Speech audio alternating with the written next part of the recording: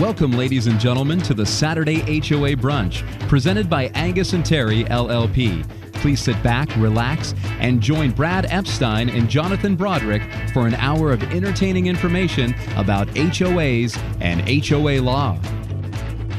It's Saturday morning, and it's a Saturday HOA Brunch brought to you on the iHeartRadio app, 1380 AM 1380. The answer. Let's get the forecast out of the way. Brad Epstein. Oh my gosh! What's it look like for today? Again, just coincidentally, Jonathan, the weather is quite balmy today. Absolutely. It's balmy in here. I knew that you were going to say that. We have the rambunctious Romanian Biana Barbu in studio, and today we have Skip Daum. Skip Daum. Welcome, CAI Skip. lobbyist and his bodyguard, a board member for CAI, Bob Browning. Bob Browning Reserve Group. How are you doing this morning, Skip?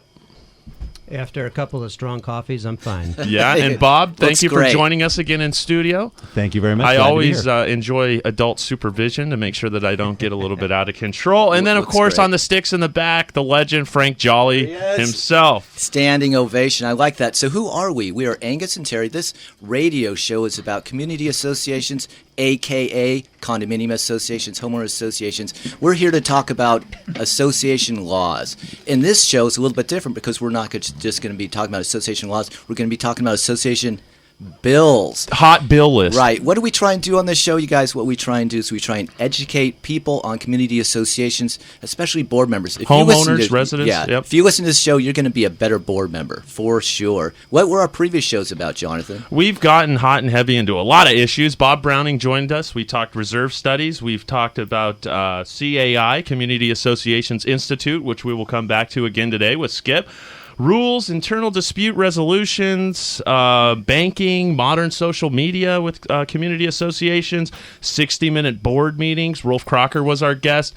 That we had Brad Higgins from AMC. I just feel like we just get a lot of the royalty in this area at the top of the industry that educate and enlighten our listenership. We've talked about association security. We had a gentleman that worked with the CIA, not CAI, the White House. and at the White House, and he talked about security assessments in communities, and we've briefly talked a little bit about insurance.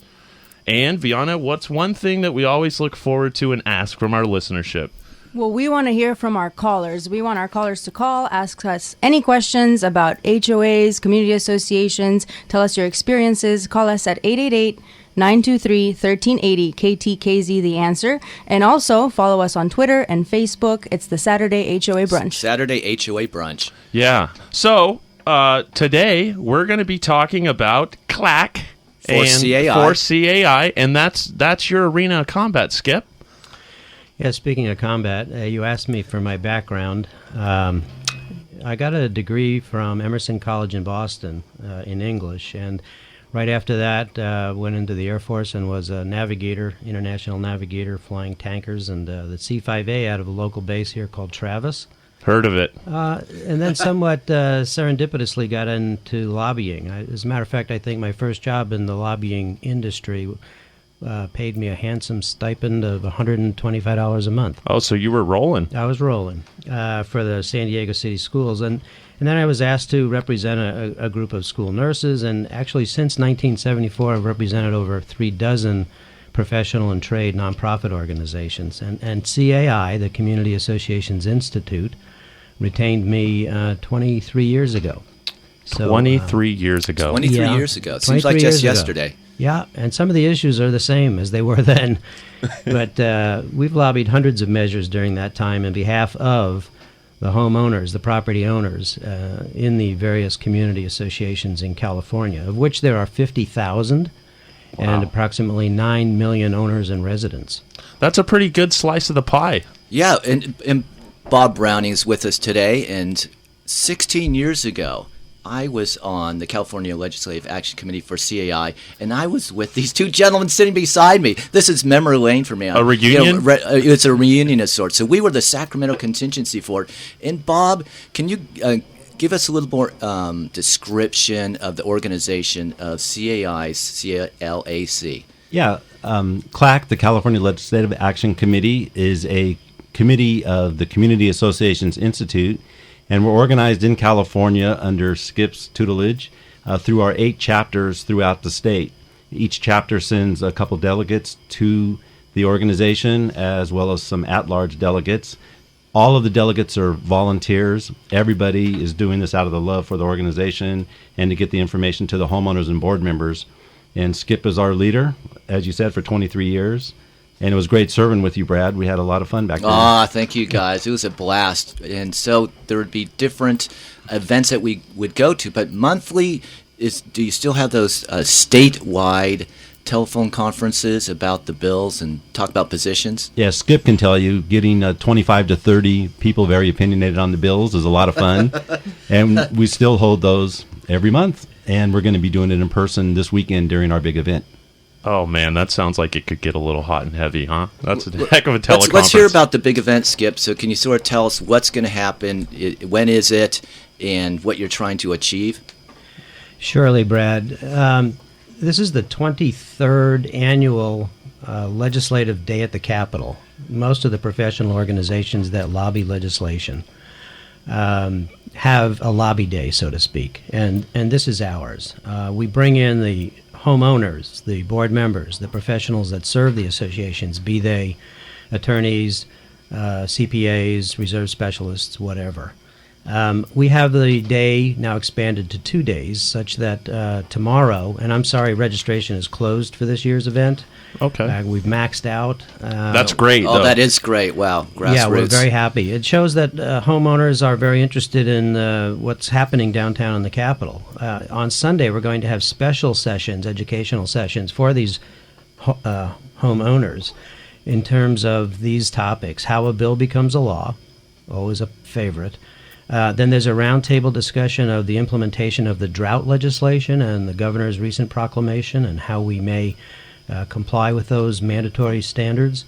There'll be a discussion of fair housing regulations, changes to the solar law, and then, of course, hot bills that are currently pending that will affect every HOA or every community association in California.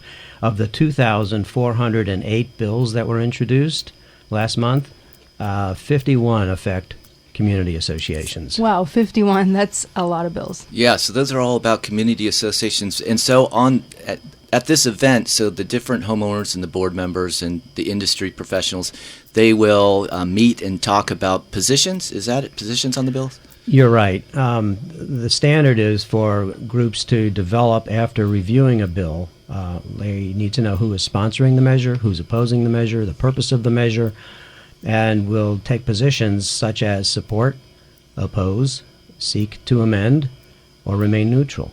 After a thorough discussion, we'll take a position, and we haven't taken any position on any bills, but tomorrow's the big day.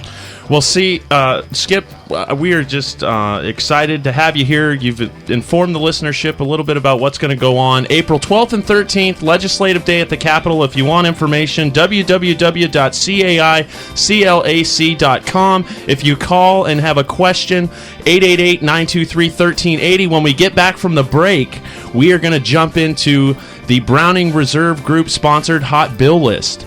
So we'll be back with you shortly. Don't go away.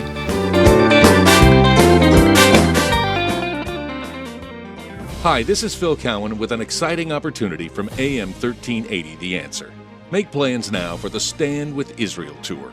We invite you to join us this fall on a 9-day trip to Israel that will offer first-hand insight into Israel's fascinating past and dramatic and promising future.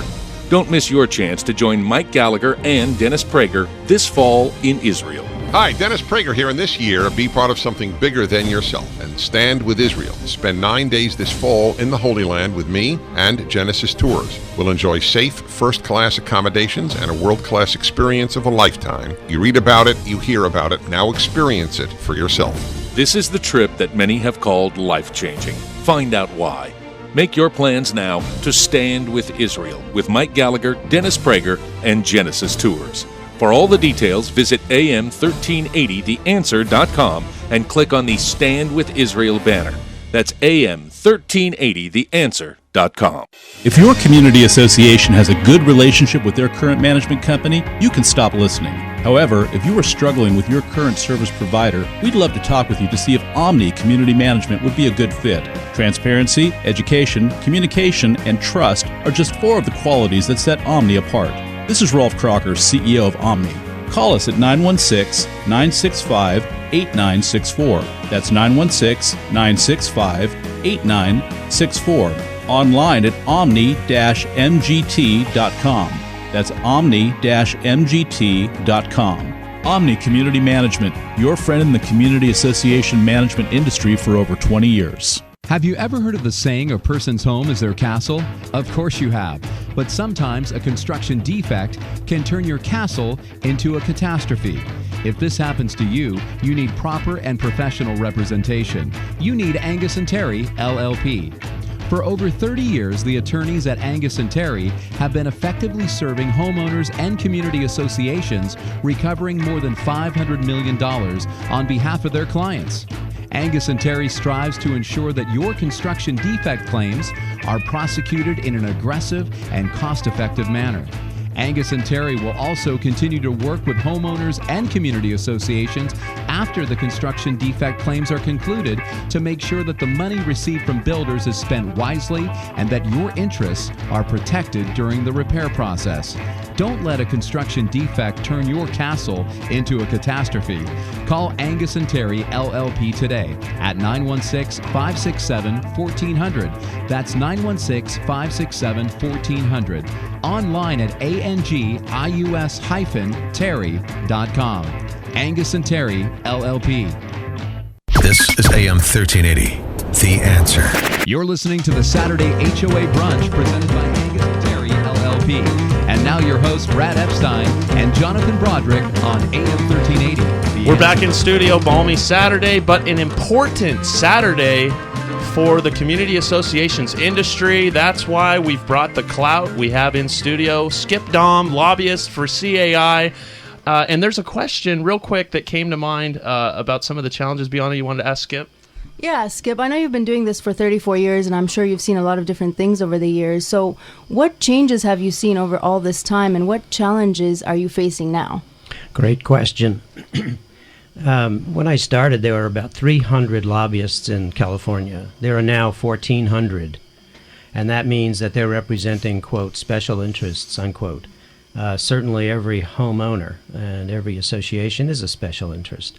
What makes the process downtown challenging, and ever more so, is the fact that we now have fully 1/4 of the entire legislature brand new to the building. Bunch of newbies. Over 30 brand new since the November election. And this means that they're coming from various prior experiences and careers, etc., either city council or perhaps teaching or something like that. They need to know more about, and this is CAI's purpose, what a community association is and how it really serves the members who belong to it. As Tip O'Neill said, former Speaker of Congress, all politics is local, and the board members are elected from among their neighbors. So it's really a governance by themselves, which is why the state statutes were created in 1985 to allow associations to self-govern, although the legislature can't resist imposing new mandates and processes for how we're supposed to operate, even though we're supposed to self-govern. Right, so 1985, the Davis-Sterling Act was born, became effective in 1986. And I got my first copy. I was 2 years old. I had some... I was going to say. And so the Davis-Sterling Act has just evolved over the years because our lawmakers, they continue to change it and try and hone it and expand it. And we actually put out a free book if any board members want to see what the Davis-Sterling Act looks like, because it's a huge book, a lot of bills.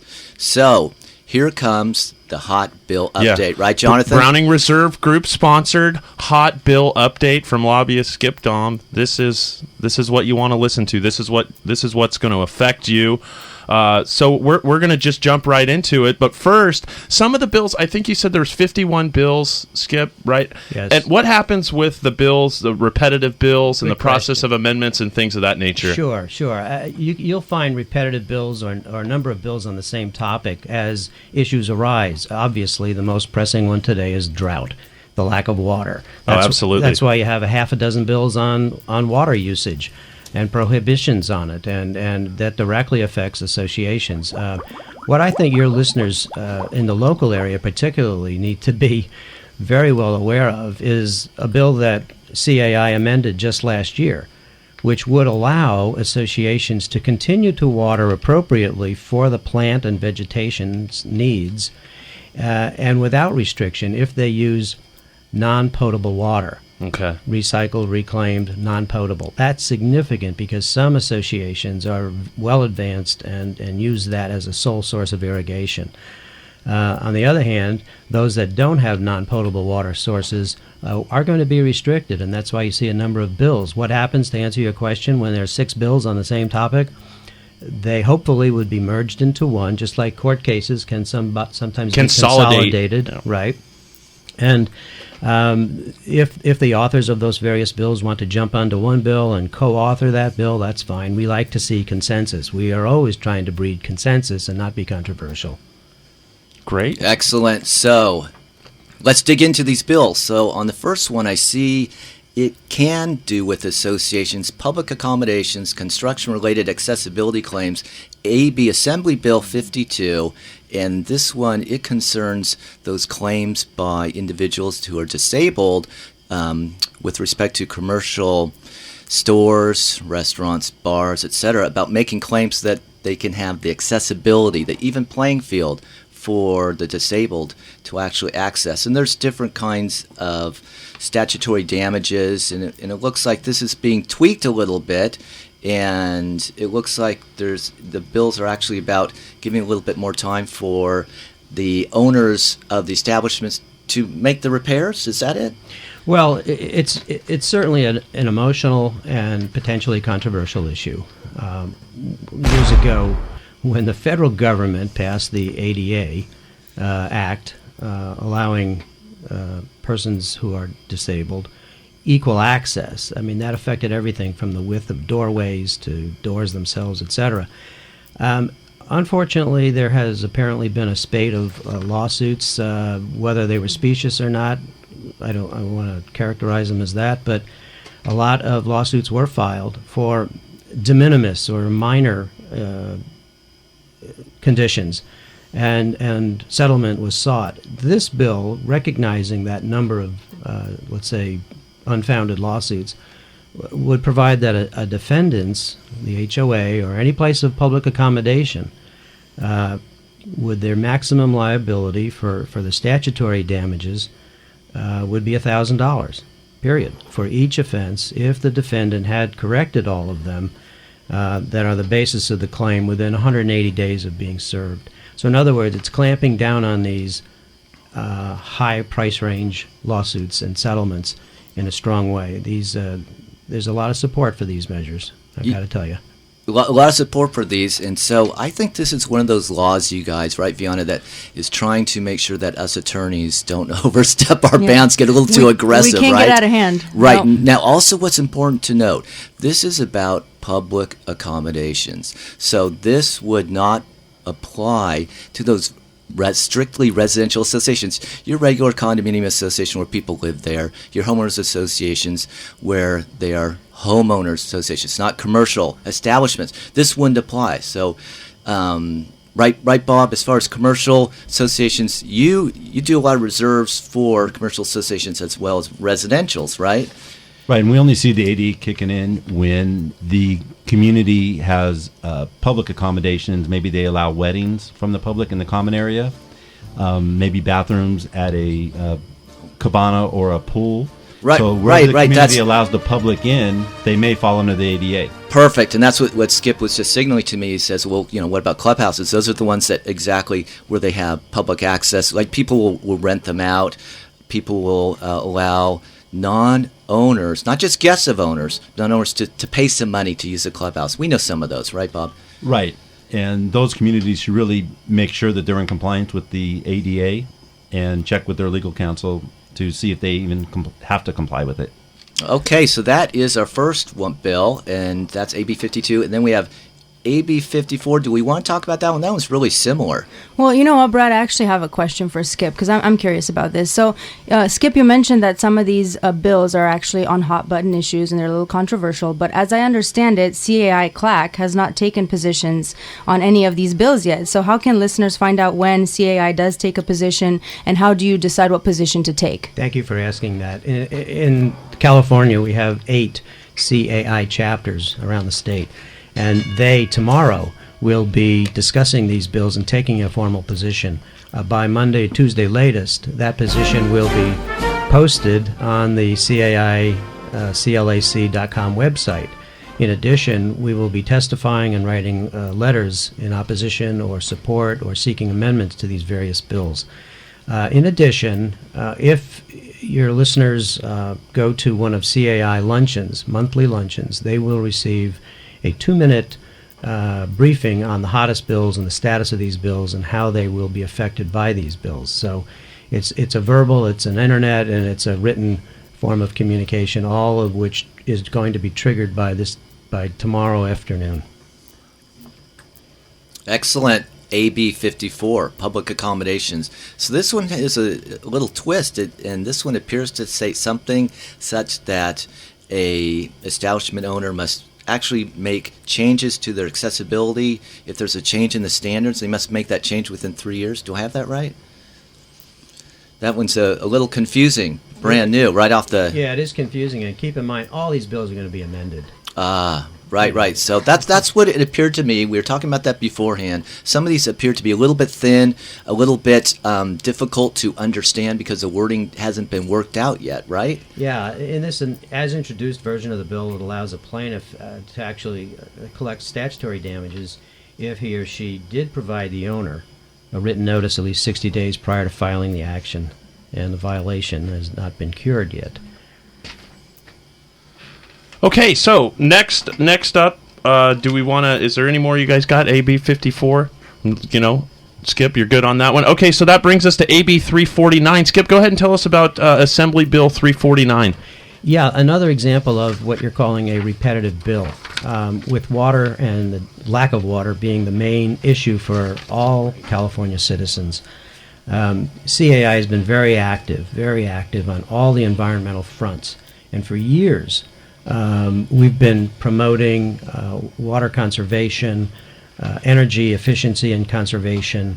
We were very active in electric vehicle charging station legislation, on the solar application and approval process just last year, in addition to some ordinary issues that we always are involved in, such as dispute resolution, foreclosures, assessment collections, board rights and responsibilities. As it relates to 349, as introduced, the language is could be improved to be a little more clear. Boy, Skip, I read this one. It's one sentence, and I read it over 5 times this morning after reading it 5 times yesterday. It is difficult to actually understand I think I know what they're trying to do. What do you think they're trying to do? And I've spoken with the author's staff, and believe me, the Assemblywoman, she's terrific, and she has conservation uppermost in her mind, as does her staff.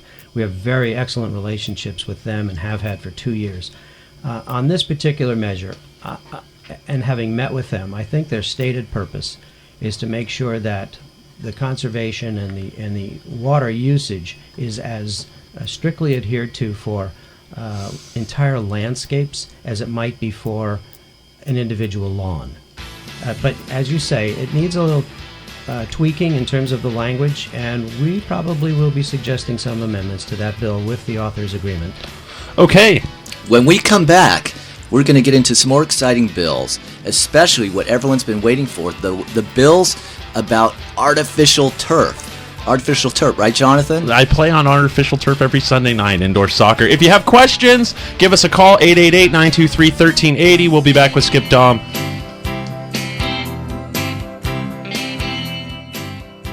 Join the movement as the NorCal Tea Party takes over the state capitol with rousing keynote addresses from Citizens for Self-Governance President Mark Meckler and founder of the nation's first Black Tea Party, Reverend Jesse Lee Peterson. Discover how the Convention of States can force an out-of-step Congress to finally get responsible with our money. Join AM 1380, The Answer, at the Tax Day Rally on the west steps of the state capitol on Wednesday at noon. Go to am1380theanswer.com for more.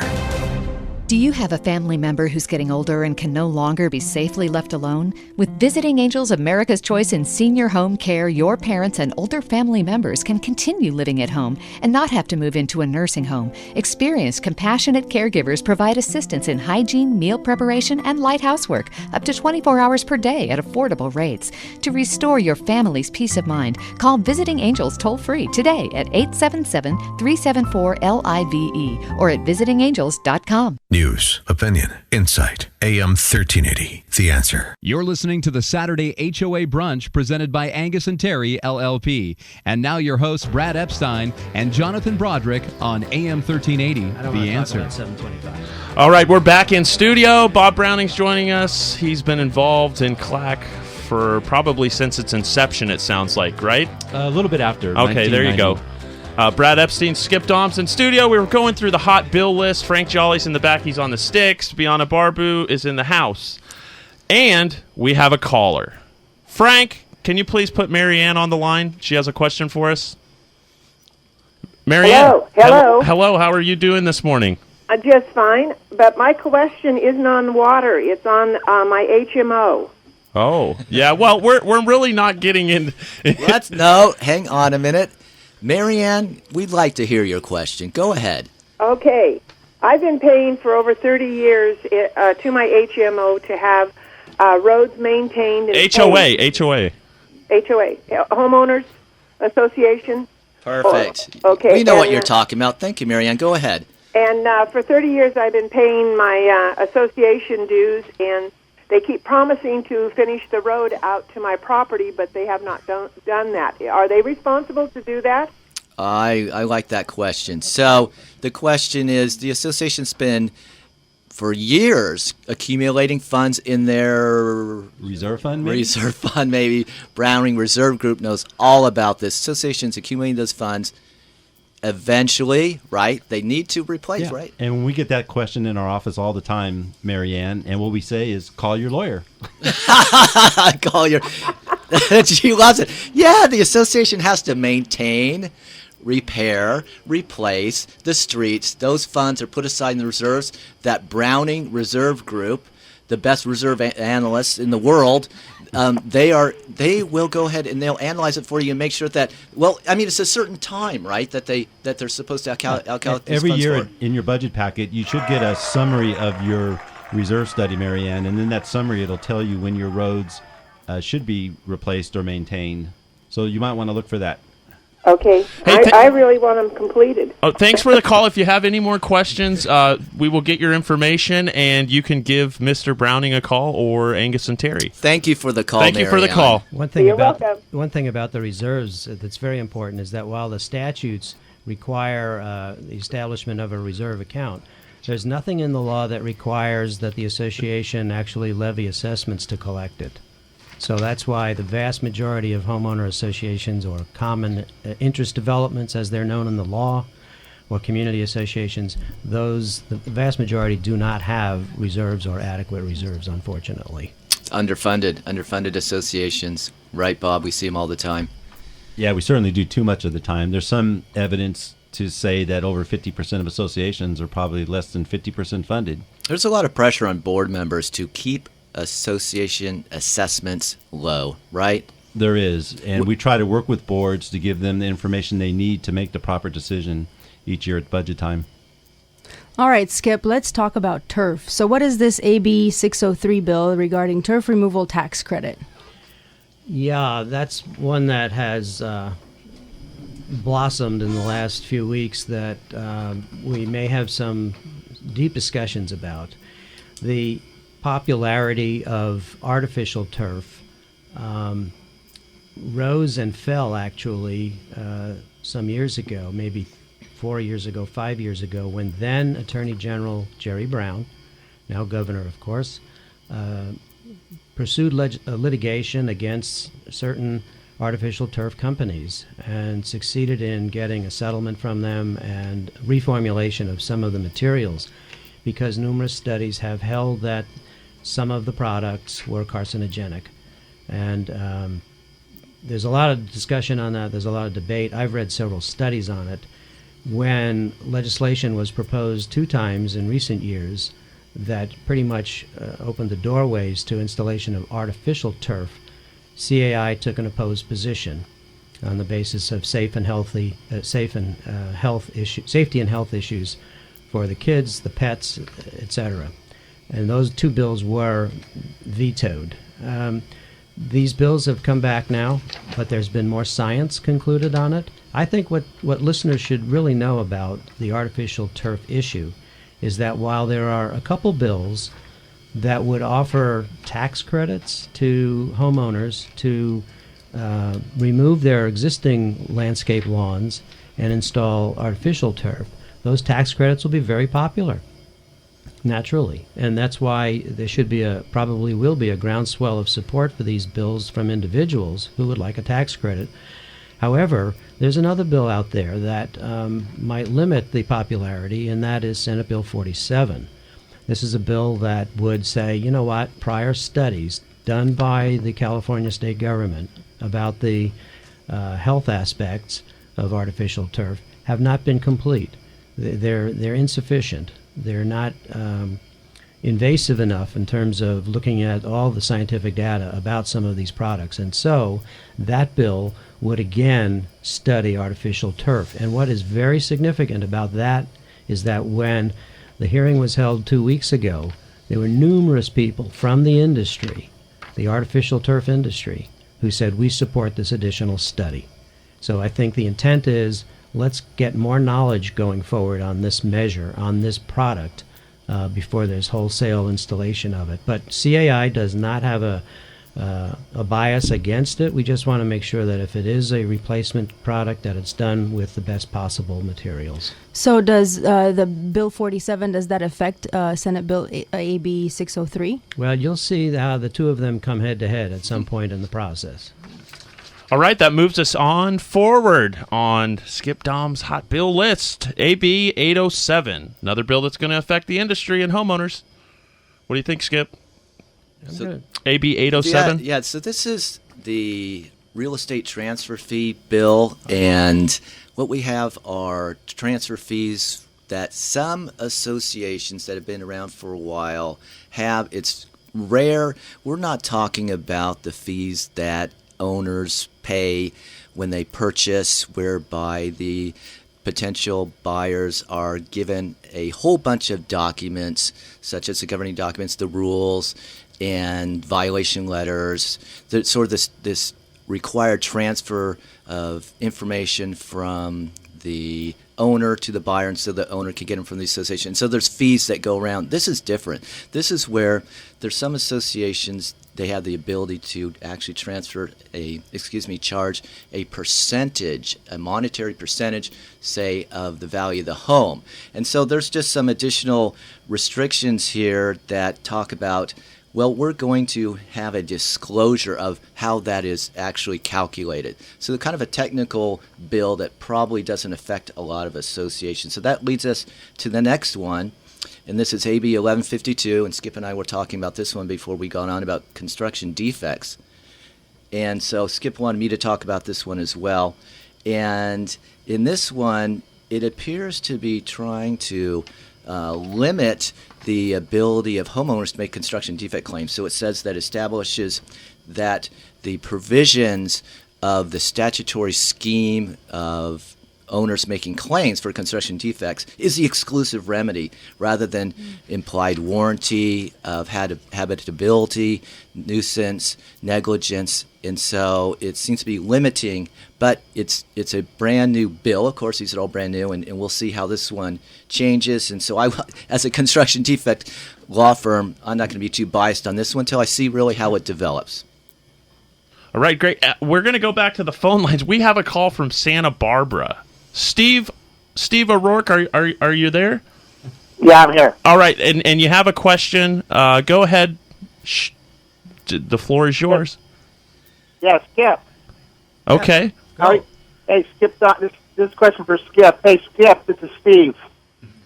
Go ahead, Steve. I hear you. Yeah. Steve I was was just- on no, Steve was on Clack way back in the day with us. We know Steve. Yeah. What's your question, Steve? The question is, there was a tax incentive for turf removal. Will there ever be a tax incentive for the removal of ineffective board? He's always a comedian. CAI has no position on that. Steve O'Rourke, And the he other- was on Clack with us years ago. Great to hear from you, Steve. And you're managing associations, yes? Yes. Oh, fantastic. And always Yeah. the comedian. I love that question. Yeah. All right. You guys have a great morning. Hey, thanks, Steve. Thanks, Steve. Enjoy the beach and the sunshine down there. What's that? Never mind. Have a good time at the beach today. Have a Corona for me. Okay, so that brings All right. us to Assembly Bill 1335. Yeah, this is an important bill. Its predecessor was a bill last year by a state senator who was elected to Congress, and this version of this new bill,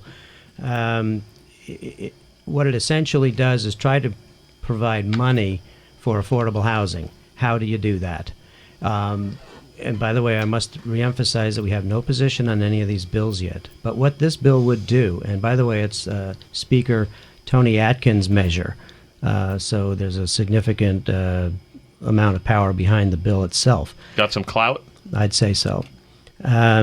What the bill specifically would do is levy a $75 fee on top of ordinary recording fees for every real estate instrument, paper, or notice required or permitted by law to be recorded.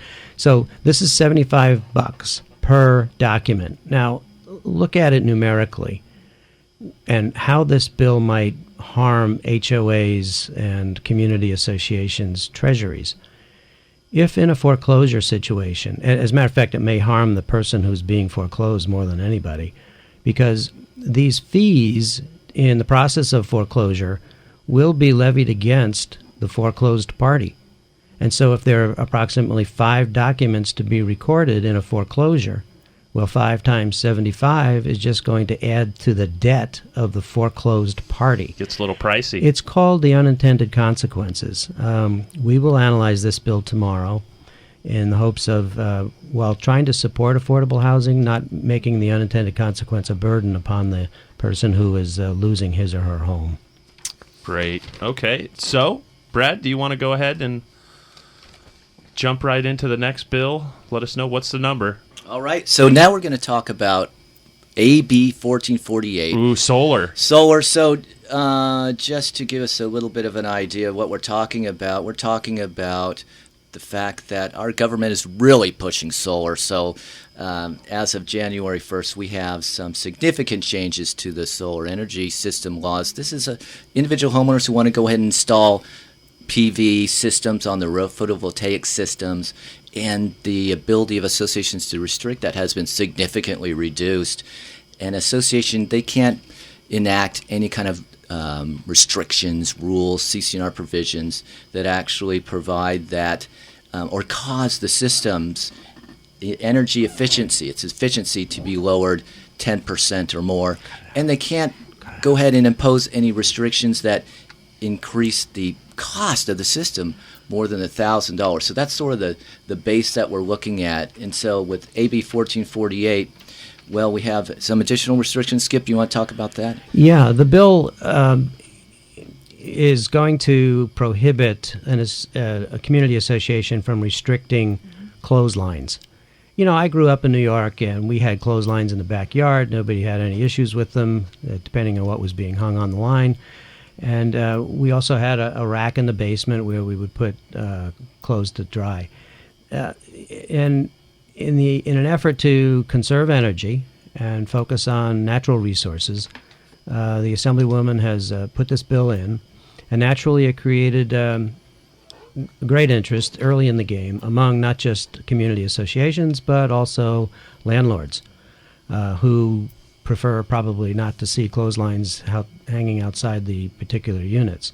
The author's office was very kind and did reach out to me to see where we were on the bill. They've been informed we have no position on it, but they've also indicated that they would be more than willing to sit down and talk to us about amendments that may allow community associations to self-regulate or establish rules that the members prefer to have if clotheslines are to be installed. This law right here, I think it's going to be talked about at the least. Almost every single set of CC&Rs that I have seen have and Viana's nodding her head, have a provision regarding clotheslines, right, Viana? Yep, I don't think associations generally like clotheslines, so this will be interesting. It will be. I could see maybe the bill being amended to allow the association to have some kind of restrictions about maybe they have to be in backyards or something like that. Not to say that some homeowners wouldn't take advantage of a law, but it's good to see how this the process is going to work, right? It's neat how bills are made. Right, Skip? What's the analogy they always say about, I'd rather see something happen rather than see how a bill is made? Yeah, it's like sausage. Nobody wants to know how that is made. Well, Skip, let's talk about Senate Bill 8. That's on taxation, and I understand this one is seeking to impose a tax. What are we talking about? What kind of tax? There are a couple of innovative measures out there that will talk about taxes and who actually is going to pay the tax and how much.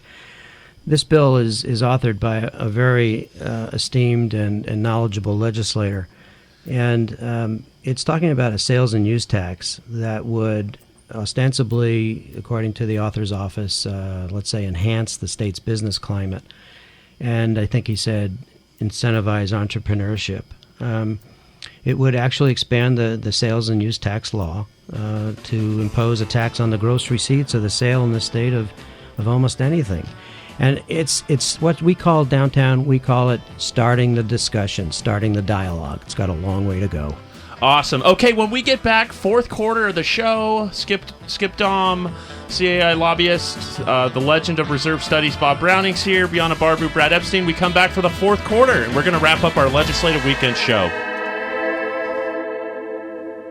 20 years of credit counseling and debt management services. More than 36,000 program members freed from credit card debt. Nearly $100 million saved in high interest and finance charges. It's Trinity's 20th anniversary, and these are just a few of the milestones we're celebrating as we begin our third decade of helping people become debt-free for keeps. Did you know that members who complete our program save on average more than $20,000 in interest? My name is Mike. From the very first phone call, Trinity brought us relief by stopping all the late fees and collections calls, greatly reducing our interest and consolidating our bills into one easy-to-manage monthly payment. Now we're on track to save nearly $17,000 in finance charges. Happy 20th anniversary, Trinity. Thanks for helping so many save so much. And Trinity can help you, too. Call 1-800-990-6976. That's 1-800-990-6976. 1-800-990-6976. Hi, I'm Morgan Fussell. My company, Broadband Agreements, negotiates cable television and broadband right of entry, access, and compensation agreements for your communities. At Broadband Agreements, we offer a free review of all agreements with a signed letter of authorization.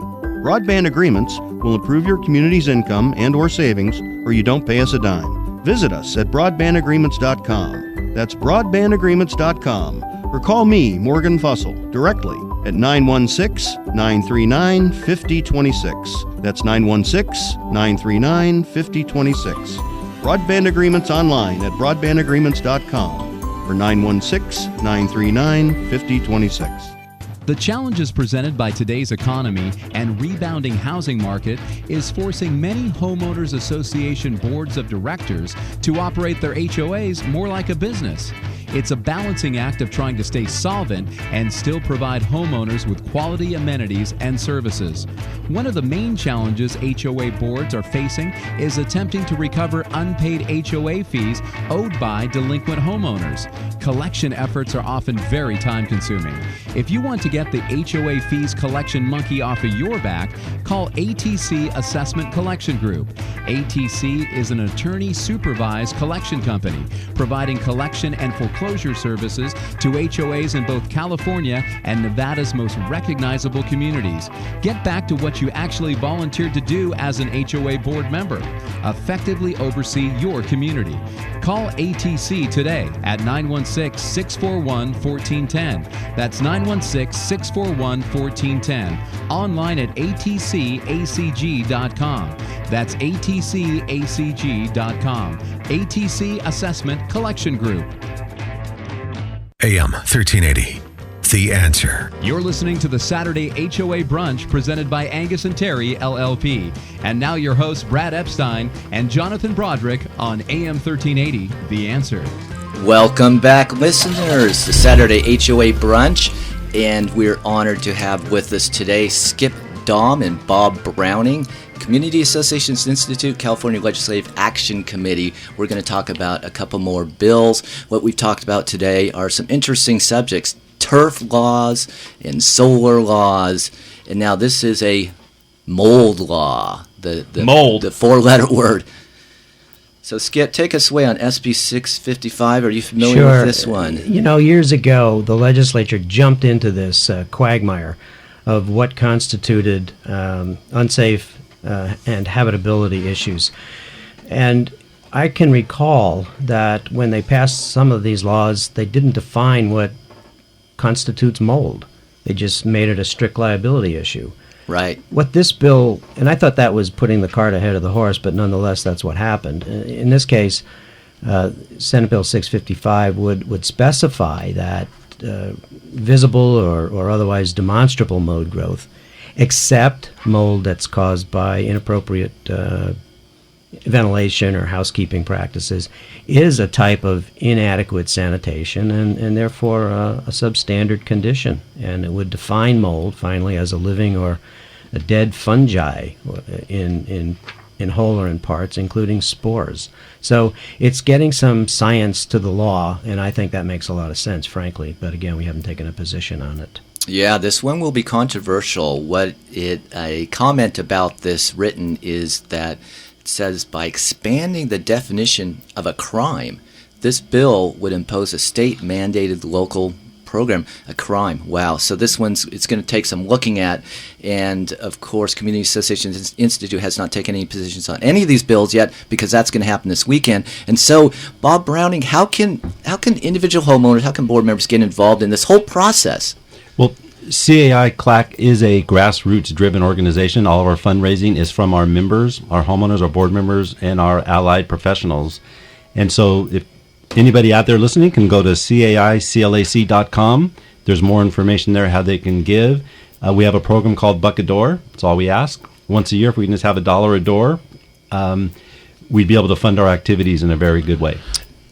Important word there. I remember growing up in 8th grade, we took all the Constitution tests, and we're talking about what happens, the Senate, the House. But the word that jumped out at me was grassroots. This is a grassroots work that you do, Skip. Why don't you take us out with a little bit in regards to grassroots and what that means? This is the kind of turf we like.